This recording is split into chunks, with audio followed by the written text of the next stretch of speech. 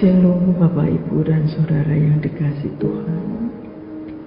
Jumpa di Resapi pada hari ini. Sebelum kita belajar firman Tuhan, mari kita datang pada Tuhan dalam doa.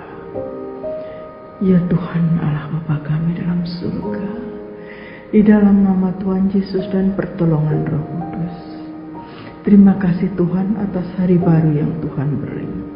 Kami hendak menapaki hari ini dengan firman-Mu Tuhan. Mari penuhi kami dengan Roh Kudus-Mu, sehingga kami mengetahui kebenaran akan firman-Mu dan melakukannya di dalam hidup kami. Dalam nama Tuhan Yesus kami berdoa. Amin. Bapak, Ibu, dan Saudara yang dikasihi Tuhan, firman hari ini saya beri judul doa bagian konfirmasi dengan Tuhan. Adapun nas yang terambil dari Daniel 2 ayat yang ke-19, demikian firman Tuhan. Maka rahasia itu disingkapkan kepada Daniel dalam suatu penglihatan malam. Lalu Daniel memuji Allah semesta langit. Bapak, Ibu, dan Saudara yang dikasihi Tuhan, konteks bacaan ini adalah dari Daniel 2, di mana menceritakan tentang kisah Raja Nebukadnezar yang bermimpi, dan dia meminta untuk seluruh para orang-orang bijaksana di negerinya untuk mengartikan apa mimpinya itu. Tapi tidak satu pun orang bijak yang ada di negeri itu mampu untuk mengartikannya. Di dalam konteks bacaan pada Daniel 2 ini, ketika orang-orang bijaksana itu menyampaikan kepada Raja Nebukadnezar untuk menceritakan apa mimpinya, ketika itu Raja Nebukadnezar tetap tidak membuka suara. Dia tidak mau untuk menceritakannya. Dalam perikop ini entahkah Raja Nebukadnezar itu lupa ataupun bagaimana. Tapi yang jelas semua orang bijaksana itu disuruh menebak, disuruh mengartikan, menyampaikan apa arti mimpi raja tanpa diberitahu apa mimpinya. Dan ketika semua orang bijaksana di negeri itu tidak ada satupun yang bisa mengartikan mimpinya, maka murkalah Raja Nebukadnezar. Dia ingin membunuh semua orang bijak yang ada di negeri Babel saat itu, termasuk Daniel, Azaria, Hanaya, dan Misael. Dan ketika saat itu, Bapak, Ibu, dan Saudara, apa yang terjadi? Daniel, anak Allah yang dibawa dari negeri Yehuda sebagai orang buangan, tapi dia hidup dengan benar menjadi penasihat raja. Yang dilakukan Daniel di ayat yang ke-17, dia mengajak teman-temannya, Misael, Azaria, dan Hanaya, untuk datang kepada Tuhan, untuk memohon kasih sayang Tuhan mengenai rahasia yang ada di dalam mimpi Raja Nebukadnezar tersebut.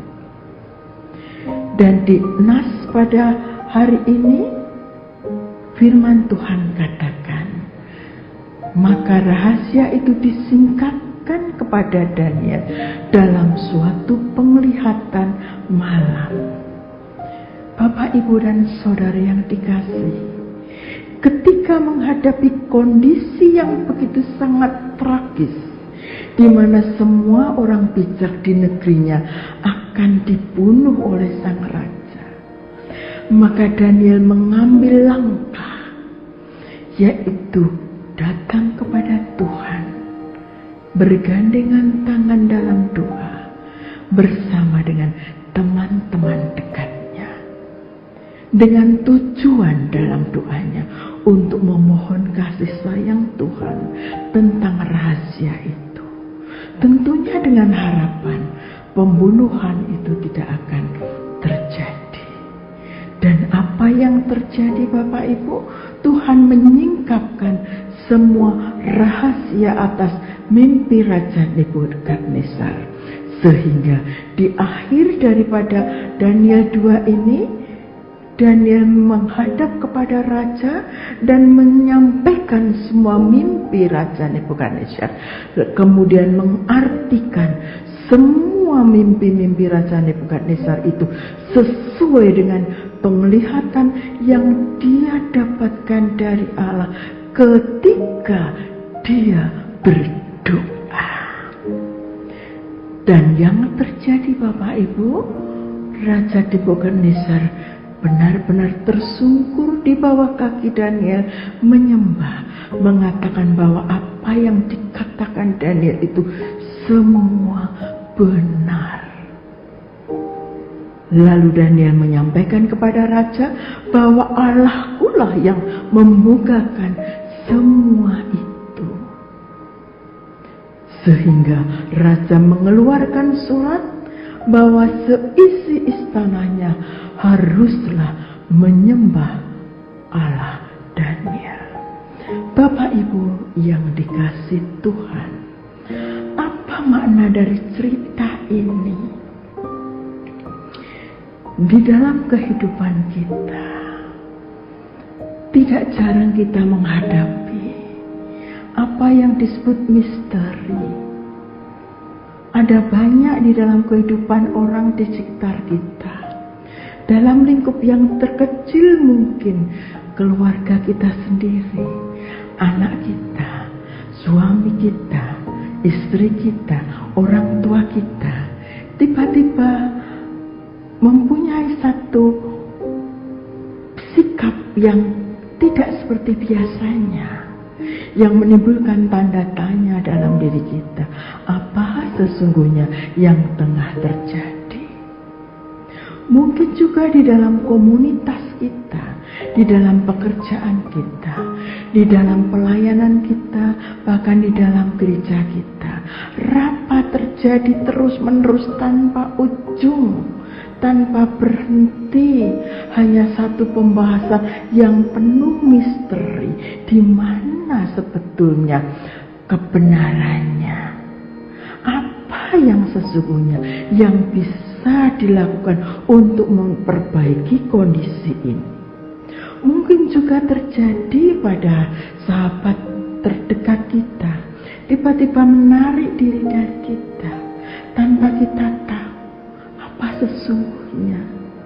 Itu semua yang disebut misteri-misteri. Demikian juga kadang terjadi pula di dalam diri kita. Ada saatnya kita mengalami rasa sedih sekali, mau nangis bawaannya, rasanya bingung, rasanya tidak bisa berpikir.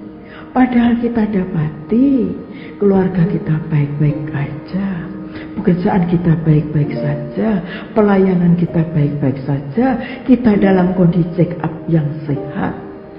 Tapi ada sesuatu rasa yang membuat kita gelisah, yang membuat kita tidak nyaman, yang kita tidak tahu. Itulah misteri dalam hidup kita. Sama seperti yang dihadapi Daniel dan teman-temannya serta orang-orang bijak di negeri Babil. Demikian juga yang dihadapi oleh Raja Nebukadnezar. Ketika menghadapi misteri dalam kehidupan ini, apa yang harus kita lakukan? Kita belajar pada Daniel.